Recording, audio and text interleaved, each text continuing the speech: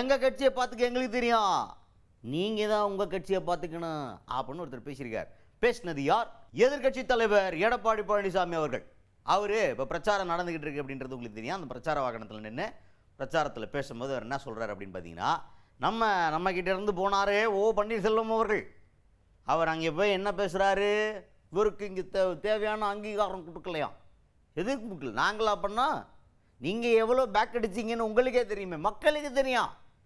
மக்கள் தேர்ந்தெடுக்கப்பட்ட அதிமுக ஆட்சிக்கு எதிராக, பெரும்பான்மைக்கு எதிராக நீங்கள் வாக்களிச்ச ஆளு.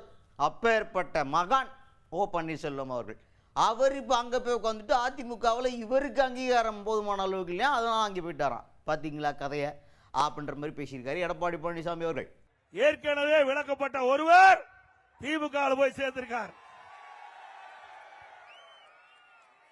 அவர் நேற்று பேசுகின்ற பொழுது, அண்ணா திமுகவில் எனக்கு சரியான மரியாதை கொடுக்கல, வேண்டுமென்றே திட்டமிட்டு நீ வெளியேற்றுவதற்கு நடவடிக்கை எடுத்தாங்க, நாம நடவடிக்கை எடுக்கல. அப்ப பெரும்பான்மை நிரூபிக்கின்ற பொழுது மாண்புமிகு புரட்சித் தலைவி அம்மா அவர்கள் ஊர் ஊரா சென்று ரத்தத்தை வீரவியா செஞ்சு மக்களை சந்தித்து கழக நிர்வாகிகள் தொண்டர்கள் கூட்டணியோடு வெற்றி பெற்று ஆட்சி அமைத்த அந்த ஆட்சியை கவிழ்ப்பதற்கு நேற்று இதெல்லாம் விலகி போனார்ல, அவர் பெரும்பான்மை எதிர்த்து ஓட்டளித்தவர். திராவிட முன்னேற்ற கழகத்தோடு சேர்ந்து அண்ணா திமுக அரசை வீழ்த்த நினைத்தவர் அவரா வீழ்ந்து போய்விட்டார். கேடு நினைப்பவன் கெட்டு போவான். அதுக்கு அடுத்தது திமுகவில் உதயநிதி ஸ்டாலின் அவர்களுக்கு இப்போ ரொம்ப முக்கியத்துவம் ஜாஸ்தியாக கொடுத்துக்கிட்டு இருக்கிறாங்க.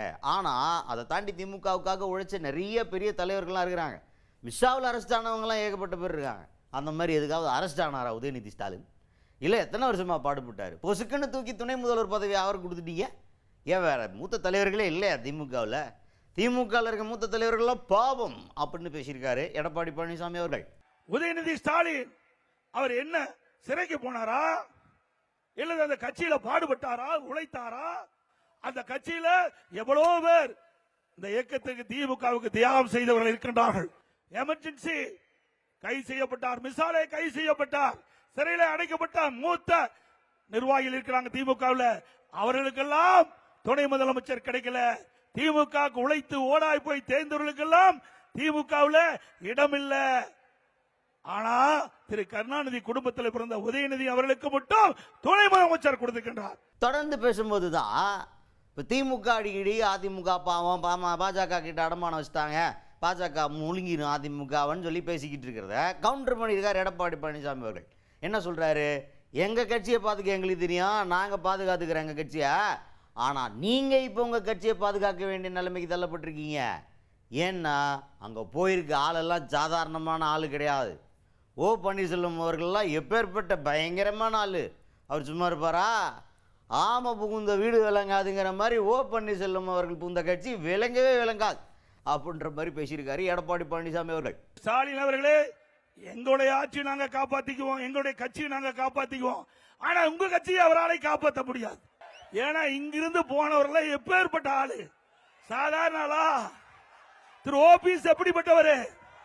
அவர் எந்த இடத்துக்கு போனாலும் ஆம வீடு, ஆம என்ன சொல்லுவாங்க, ஆம புகுந்த வீடும் அமினா புகுந்த வீடு மாதிரி திரு ஓபிஎஸ் கட்சி அதோட முடிச்சு.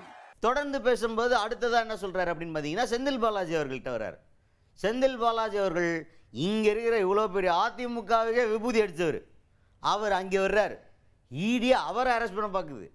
உள்ள மாட்டினா அவர் சும்மா இருப்பாருன்னு நினைக்கிறீங்களா?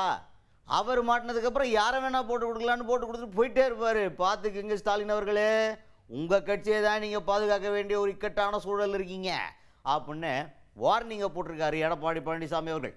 இவ்வளவு பெரிய கட்சி, இத்தனை பேர் உழைச்சு எம்எல்ஏ ஆக்கி மந்திரி ஆக்கி தமிழ்நாடு கூட வள வந்த கட்சிக்கு அல்வா கொடுத்தவர் செந்தில் பாலாஜி. அப்படிப்பட்ட நபர் அங்க போய் கொள்ளையடிச்சு அதன் மூலமா ஈடி அவெல்லாம் அந்த உண்மையை கண்டுபிடிச்சு ஆதாரத்தோட கைது செஞ்சு சிறையில் அடைத்தாங்க. அப்படிப்பட்ட நபருக்கு பிரச்சனை வருகின்ற பொழுது யாரை வேணாலும் காட்டி கொடுப்பார் ஸ்டாலின் அவர்களே. உங்க கட்சியே காப்பாத்துறதுக்கு நீங்க பாருங்க, எங்க கட்சியை பத்தி கவலைப்படாதீங்க.